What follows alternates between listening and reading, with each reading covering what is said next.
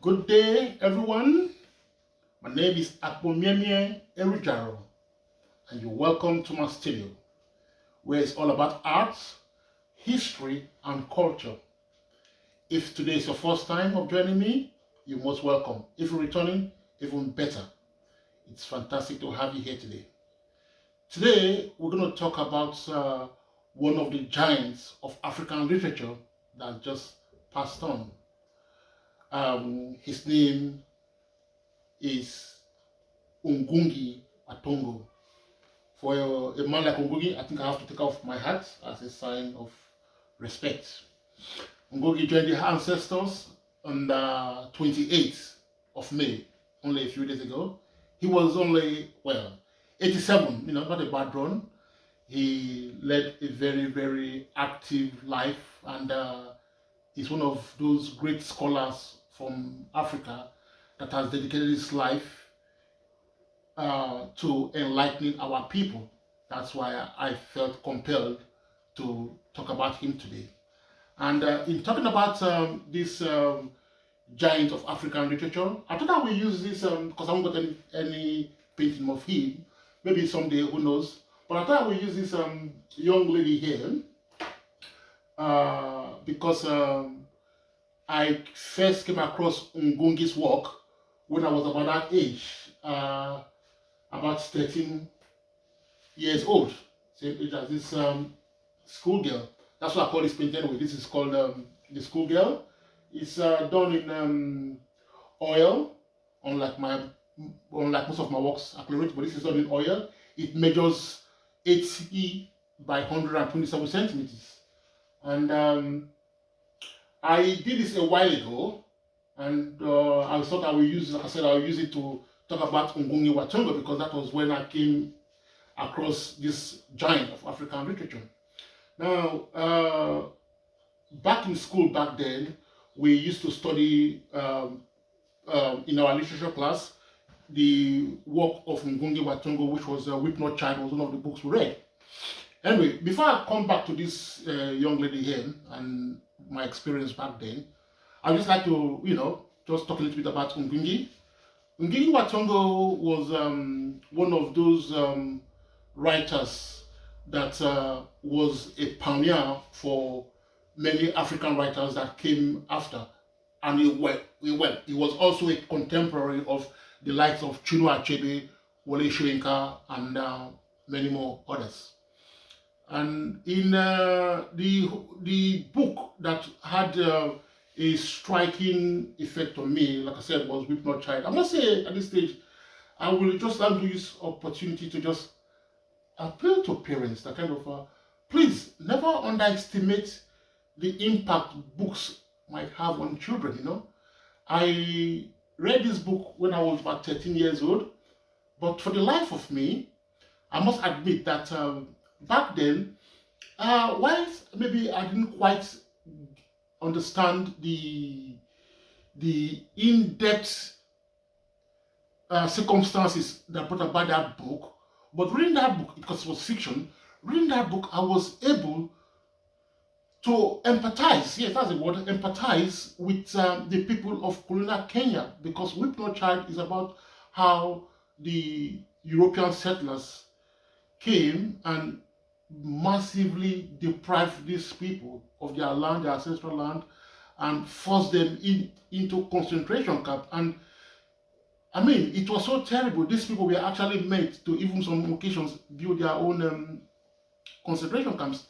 This was after the people, the Mau Mau, this was a liberation force that said, oh no, ordinary people couldn't take this no more, not in our own land. So the Mau Mau rose up and fought against the occupying Europeans. They fought a relentless battle for so. I mean, without the Mau Mau, Kenya probably would never have had independence when it did.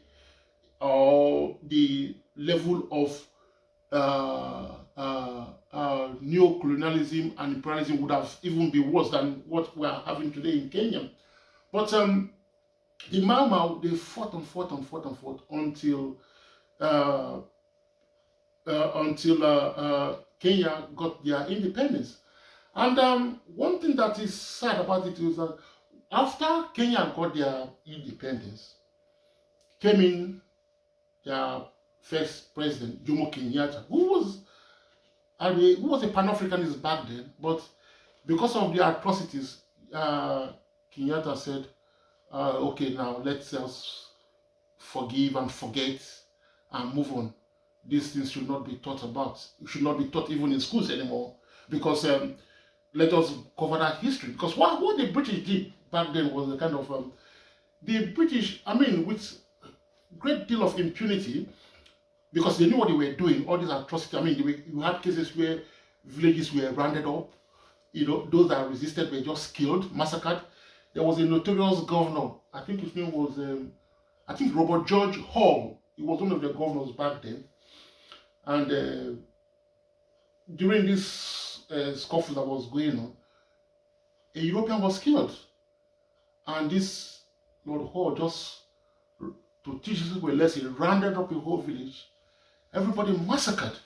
Just, again, blood, death, and destruction, and people were all rounded up. So this was so widespread all over Kenya.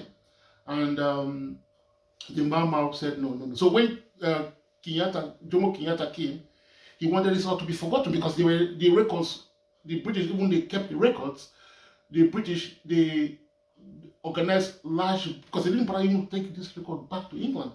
They organized large bonfires and just burnt these whole records, even, in front of the Kenyans.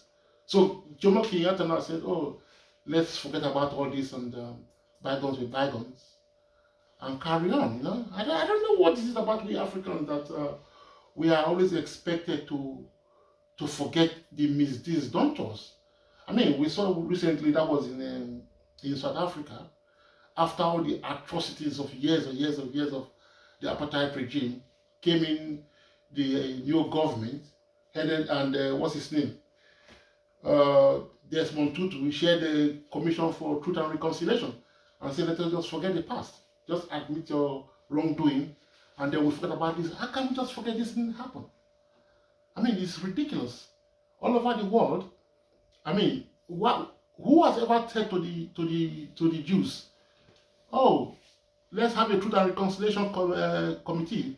Forget all what the Germans did to you, and let's just move on. Even till today, the Israeli government are still chasing people in their 90s, hundreds, that they consider to be collaborators during the Holocaust. But when it comes to the case of Africa, we meant to just forget and just keep on. I mean, anyway, Ngugi Thiong'o was one of those that said, hell no, I can't forget our history. That is not going to happen. The law is the law anyway, so it's okay. Well, you're not going to let me talk about it. At least you're going to do it with the medium of fiction. So you've got a great writer, through fiction, he wrote this fantastic book called Weep Not Child. This was in 1964. So the book now is over 51 years old now, but the book today, I haven't got the book now anymore, but I still remembered from when I was 13, 14 years old when I read the book. It was a great book. Ngugi was just a fantastic writer. You could sense it, you could see the injustice these people suffered. It was a great. I never forgot that book. So many years ago. And as a matter of fact, I think I must have to get that book for my daughter.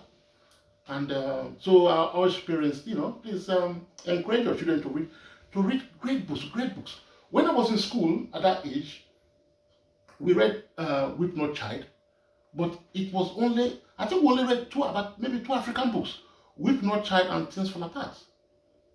Because it's like what we say about this miseducation of the African. We were reading back then, European books, Jane Eyre, Oliver Twist, Romeo and Juliet, Julius Caesar.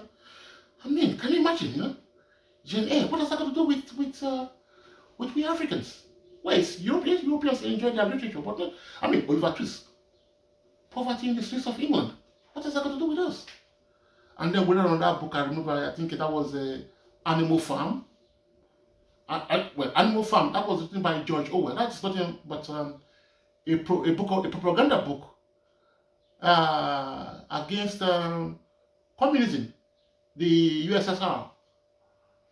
Because at that early age, even they wanted to poison our minds, our young minds, against this old Soviet Union by employing the means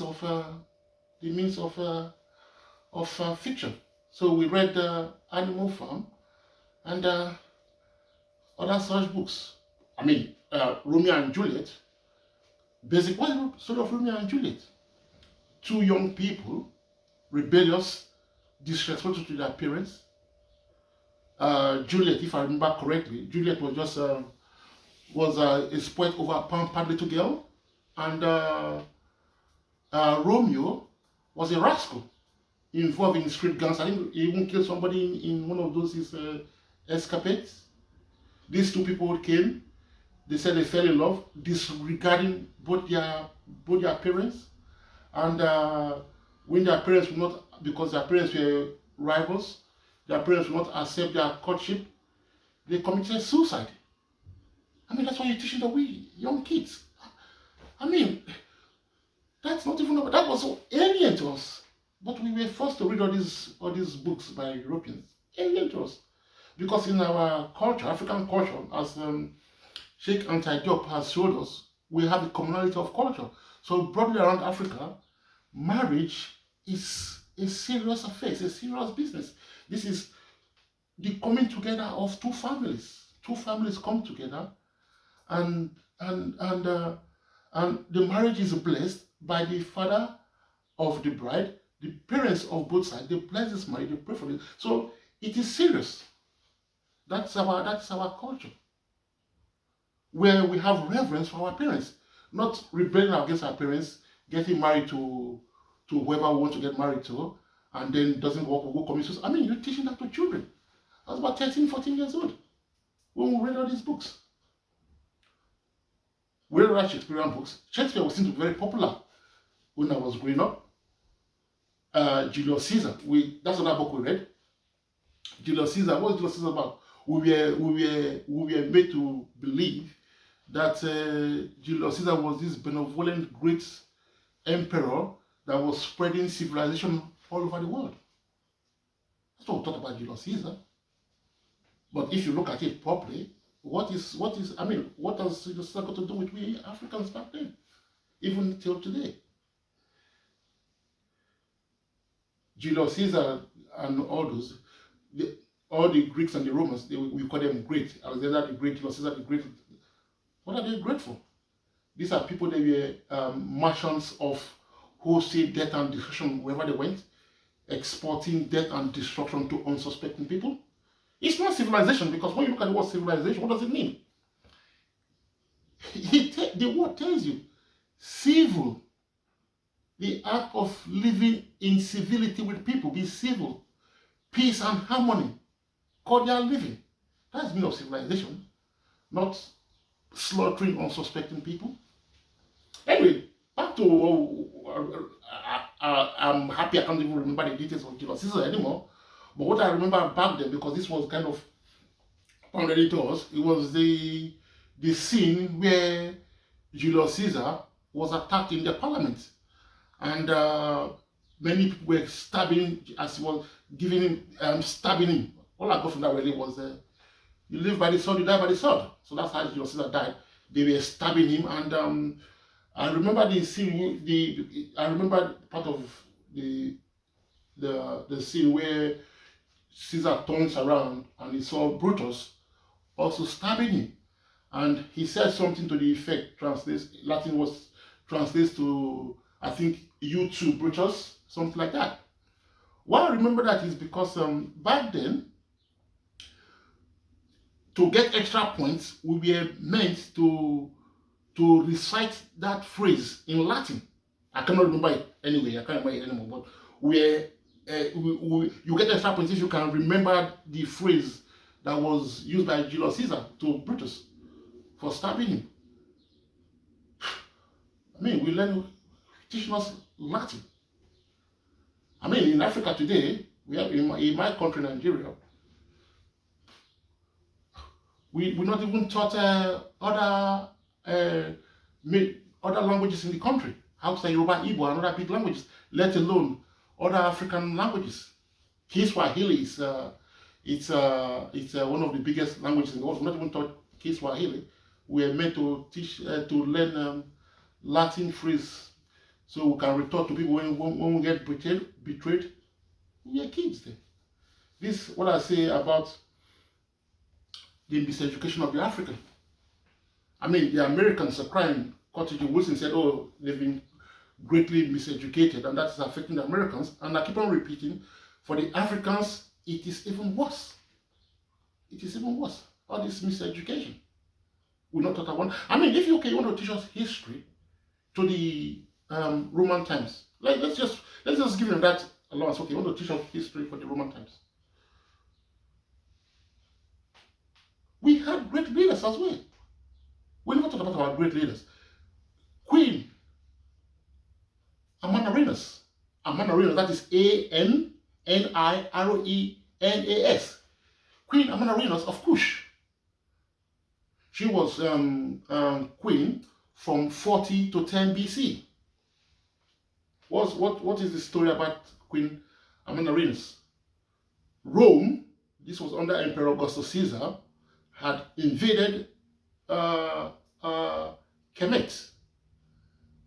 And they became so belligerent, they were imposing taxes everywhere. So they were encroaching on a kingdom of Kush, Nubia. She said, no, you're not getting anywhere. Enough of all this rubbish. So she was going to take the fight now to the Romans. She engaged the Romans for 3 solid years of fighting. She fought the Romans, that is Augustus' army, for 3 solid years. In that time, she lost her husband, she lost one eye, and the Romans disparagingly started calling her the one-eyed queen. She also lost her son. Her son died in battle as well. But she will not relent. She was fighting the Romans. It got to a stage, after this long battle, the Romans, seeing that this woman, they cannot defeat this woman with a mighty army. A woman, this is not a man, because her husband had died, she carried on the fight. A woman. She was going to all out to defend her kingdom. The Romans were then forced to accept a peace treaty. In this peace treaty, she insisted, first of all, you Romans, you must get the hell out of the kingdom, get out of Kush, all Kushite territories, you move out, and the kingdom was not going to pay you any more taxes or tributes, because the Romans just came and started imposing tributes. That had to stop. And to me, one of the greatest things I want to attribute to Amanirenas was that by her action, she then stopped the southward move of the Romans into inner Africa. Because once she stopped them, that fight, she stopped them there, they couldn't go any further. Now, we're not studying this. I mean, isn't that a fantastic story? What would that do to the African child, a boy or girl, that we had these great leaders? A woman as a queen. Not only a queen, this is actually leading, because it was at the battle she lost tonight, actually in the front of her army. She was a serious fighter. 40 BC. 40 to 10 BC she would do. This is, but we're not taught all this. We talk about Julius Caesar. Who cares about Julius Caesar? Well, maybe the Europeans, but not the Africans. Means nothing to us. For us, Julius Caesar just represents nothing but death and destruction. Death and destruction. And this thing is so sad when I say sometimes history is the danger when you don't know your own history. You just hoodwink and misled. This is what goes on. Till today. I remember when I was in school, I actually had a friend. I remember very well, I had a friend called Augustus. Julius is a very common name among we Africans. We name ourselves after all these people that are actually, in fact, should be people we should have less reverence for. Those we should have reverence for, we do not. I said earlier that the Americans think they've had it bad, but the Africans, we had it even worse. And what makes it even sad is the curriculum is in our own hands. It's in our own hands. Within a generation, we can change the narrative. Give our kids something to be proud of. Instead, we just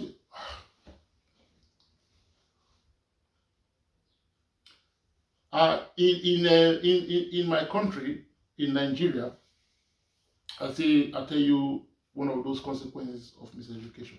Yeah.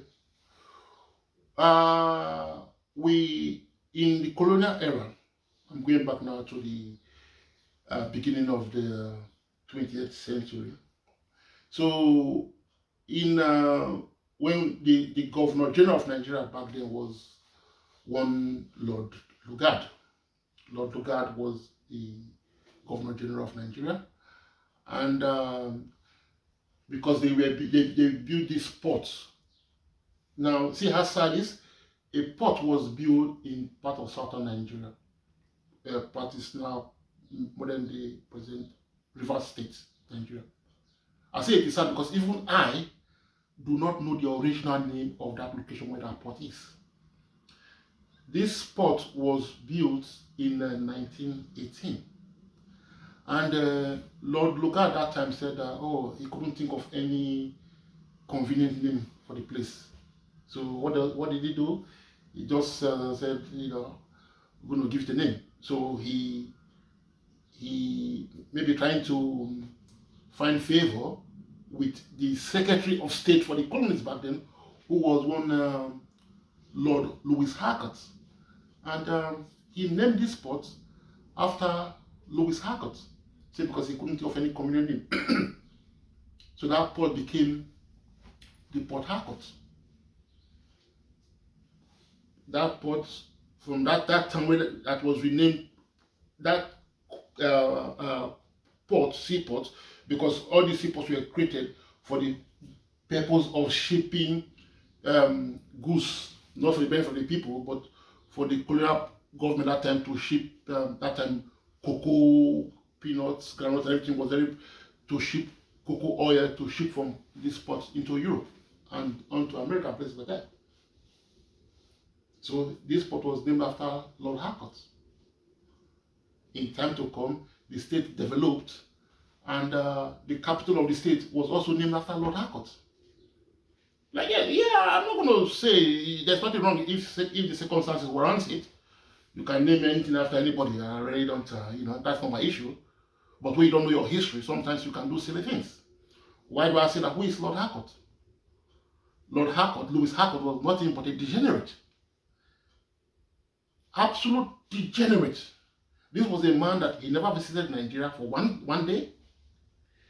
In the circle back then in the early 1930s, around that time, the beginning of the century, the 1910s, this Harcourt was a member of the Liberal Party. He was a sexual predator.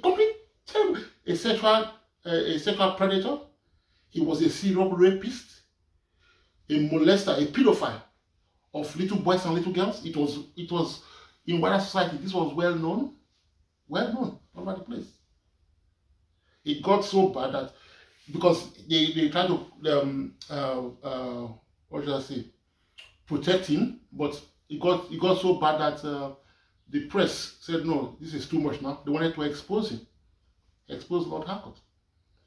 Lord Harcourt, because all these people like that, they know what they are doing. He could not withstand the shame that was coming his way. On the 24th of February, 1922, he committed suicide. To the best of my knowledge, there is not a single road, lane, or close, or a shed named after this man, because the British just want absolutely nothing to do with him anymore. He was a disgrace. They don't want to talk about him.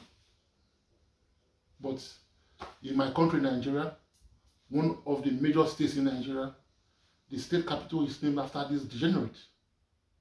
As if that was not bad enough. Come 1975, one of the most prestigious universities in my country was established. Guess what? University of Port Harcourt, named after this pedophile that the British would want nothing to do with him.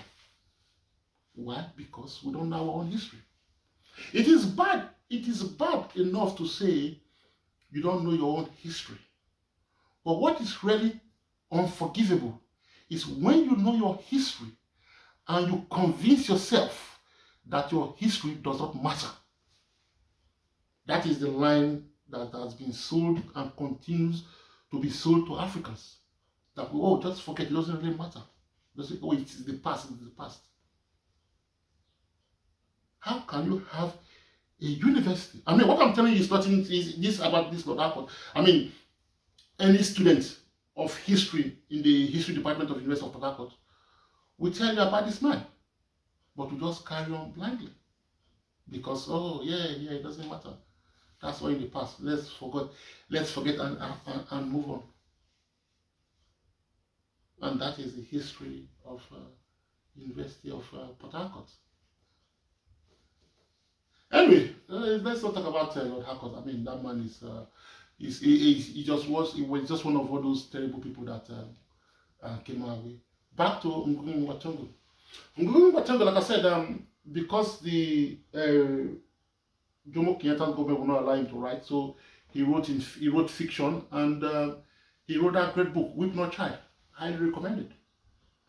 When he came out of after writing that book for his troubles, because he was a prolific writer.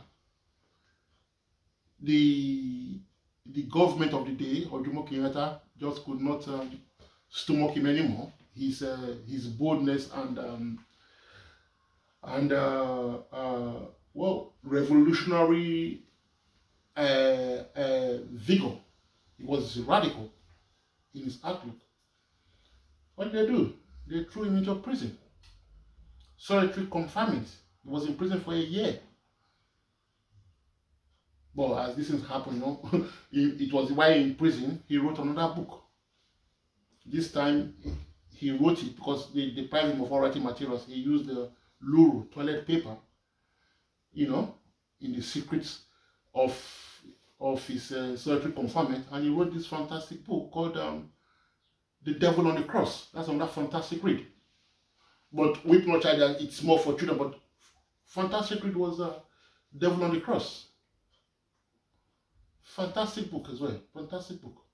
When he got out of prison, they were still harassing him, not letting him be. So he was forced to go on exile. He went to America, and he was in America for 22 long years. The Americans appreciated his brilliance, and they employed him in their universities. So for 22 years, he was lecturing in America, and his own people of Kenya never appreciated the brilliance of this great writer. Yeah, I doff my hat to men like Ngugi wa Thiong'o, because since the beginning of time, we Africans, we've been integral to history, but powers that be always trying to want to deprive us of that history. Deprive us of that, sometimes actively fabricate stories or deny us our history. So men like Ngugi wa Thiong'o that come up and in their own way, they try to, no, I'm going to tell the story. I'm going to tell the story. So that's what, I mean, Ngugi is one of those that inspired many people. Like I said, it was not only Ngugi. We have the likes of Chinua Achebe. Chinua Achebe gave us Weep Not Child. WOLE, SOYINKA. All over Africa, we have great writers, which I'm happy to say continues till this day. Chimamanda Adichie, that is that's a young Nigerian writer. Fantastic writer. Through the medium of fiction, she tells the story of Africa. We've got great stories. But if we're not told our story, it's sometimes, what says the great Nigerian scholar, Peter Ike. He said, if you do not tell your own story, somebody else will. And if they do, you might not like it. You might not like it. That is why I say kudos to men like Ngugi. They are telling the African story in their own way, educating us. They're educating us. And anyway, Ngugi, he passed on. He passed on, like I said, 87 years old, so which wasn't bad. His works will live forever, and his memory will also stay with us forever. Also stay with us forever. And I pray the day will come where our history and our intellectuals will be well and truly encouraged to explore our history and tell our story. All the books I just mentioned, the Romeo and Juliet, Julius Caesar, Oliver Twist, Jane Eyre, and all those books, majority of books we were forced to read in school. Yeah, it's good for the Europeans. It tells the story, but from the European perspective. I have no problem about that. Let the Europeans learn their history. But don't force European history on we Africans. And not only force on we Africans, but in telling European history, you deny our history and sometimes make outright fabrications about Africa and the African identity and African history. It is grossly unfair. It is grossly unfair.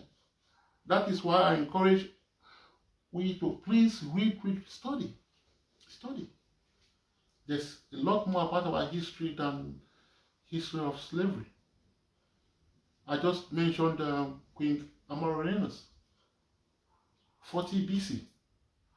There was many of all these so-called super America is what? Not even 300 years old. America still haven't got a female leader. So we had these great queens going back years. Amaryllis just, anyway, Amaryllis, I think she was the greatest African queen anyway, you know. But we have that queen like, you know, my beautiful Nzinga I told you about, beautiful Queen Tai. Yes, we have our own historians, our own historical giants. So let us know our history and, you know, feel awakened. That's what this man's been saying. People like with nobles, let's awaken the African in us. With nobles, Heza Iliad, many more. Let's awaken that our history. Our history. Anyway, this was meant to be brief, so it will be brief. So I once again just introducing to this lovely little girl here. I call this painting the schoolgirl. If not for anything, I hope you like the painting. Beautiful. It's a bit simple, and yellow background. When I was in school, if you of interest to you, green and white was our colors back then. Unity school. Anyway, and that's it for today. I hope you've enjoyed this. If so, please give it a thumbs up, and by all means, subscribe if you've not yet done so. And looking forward to seeing you again. Once again, my name is ArtbyAkpomiemie. Thank you.